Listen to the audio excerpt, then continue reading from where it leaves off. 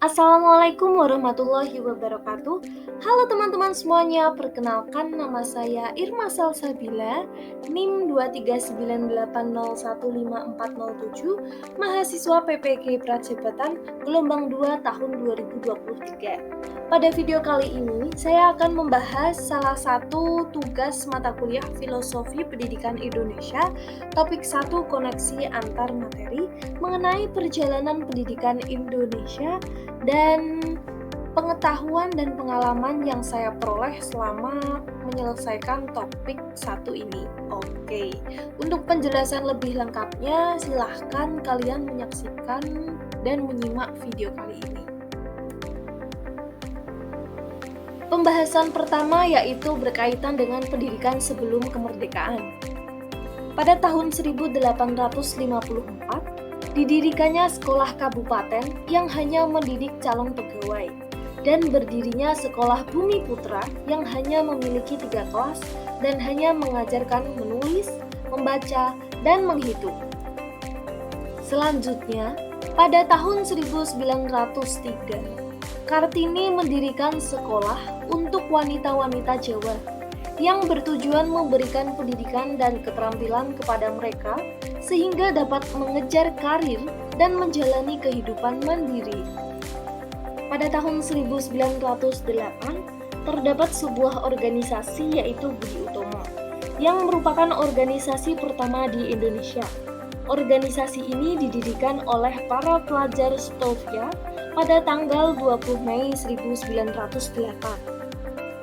Tujuan dari organisasi Budi Utomo adalah untuk meningkatkan serta memajukan pendidikan masyarakat Indonesia melalui kegiatan pengajaran. Selanjutnya pada tahun 1922 terdapat organisasi Taman Siswa yang merupakan organisasi yang didirikan oleh Ki Hajar Dewantara. Taman Siswa adalah organisasi yang bergerak di sektor pendidikan di Indonesia. Didirikan pada tanggal 3 Juli 1922 di Jogja. Lahirnya Taman Siswa sebagai gerbang emas kemerdekaan dan kebudayaan bangsa. Sedangkan pendidikan sesudah kemerdekaan, yang pertama pada tahun 1950 hingga 1966, sistem pendidikan yang diberlakukan di Indonesia adalah pendidikan rendah, yaitu sekolah rakyat, pendidikan guru, pendidikan umum seperti SMP dan SMT, pendidikan kejuruan dan pendidikan tinggi seperti UGM Yogyakarta. Kurikulum yang digunakan adalah Leerplan, kemudian berganti dengan kurikulum 1964. Pada tahun 1966 hingga 1998, yaitu pada masa Orde Baru, terdapat adanya Instruksi Presiden Pendidikan Dasar, Eptanas, dan UMPTN yang digunakan sebagai seleksi yang menjadi penyeragaman intelektualitas peserta didik.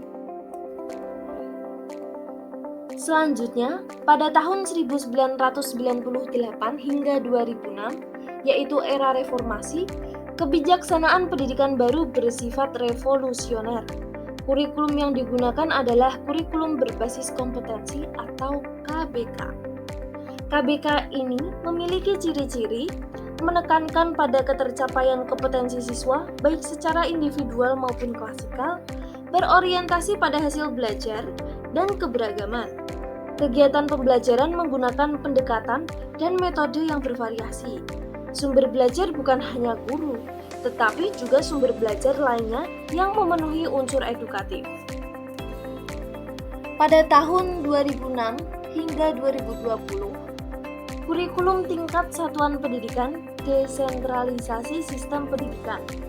Kurikulum ini menggunakan silabus dan penilaiannya sesuai dengan kondisi sekolah dan daerahnya. Kemudian dilanjutkan dengan kurikulum 2013 berbasis kompetensi, memfokuskan pada pemerolehan kompetensi-kompetensi tertentu oleh peserta didik. Dan yang terakhir yaitu pada tahun 2021 hingga sekarang ini, kurikulum yang digunakan adalah kurikulum Merdeka. Dengan pembelajaran intrakurikuler yang beragam di mana konten akan lebih optimal agar peserta didik memiliki cukup waktu untuk mendalami konsep dan menguatkan kompetensi. Guru memiliki keleluasaan untuk memilih berbagai perangkat ajar, sehingga pembelajaran dapat disesuaikan dengan kebutuhan belajar dan minat peserta didik. Oke, selanjutnya saya akan membahas mengenai pengetahuan yang saya peroleh selama mengikuti perkuliahan mata kuliah Filosofi Pendidikan Indonesia, terutama pada topik yang pertama.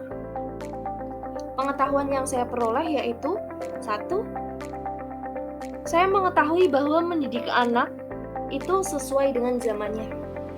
Pada saat ini, perkembangan teknologi mengalami kemajuan yang sangat pesat, sehingga saya sebagai seorang guru sebaiknya mendidik anak sesuai zamannya saat ini, yaitu dengan memanfaatkan teknologi dengan sebaik mungkin untuk digunakan pada saat pembelajaran.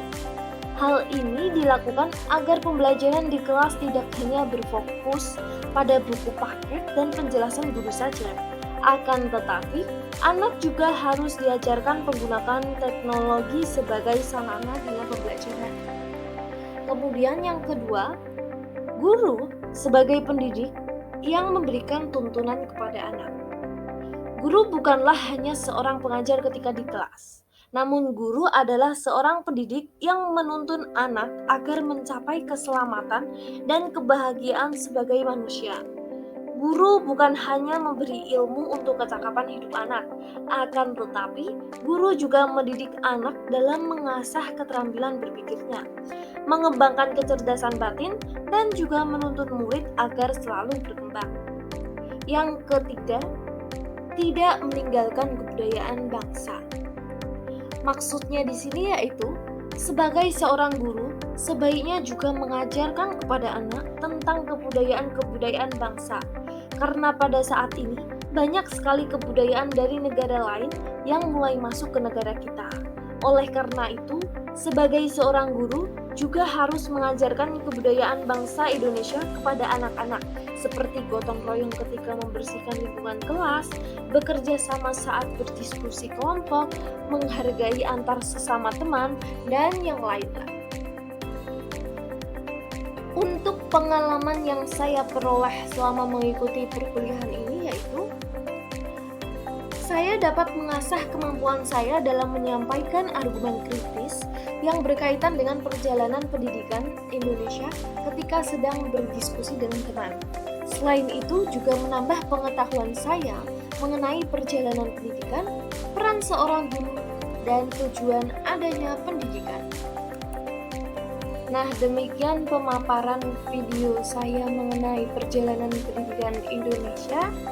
Semoga apa yang saya sampaikan dapat bermanfaat bagi teman-teman semuanya. Dan apabila ada salah dalam perkataan, saya mohon maaf. Terima kasih. Wassalamualaikum warahmatullahi wabarakatuh.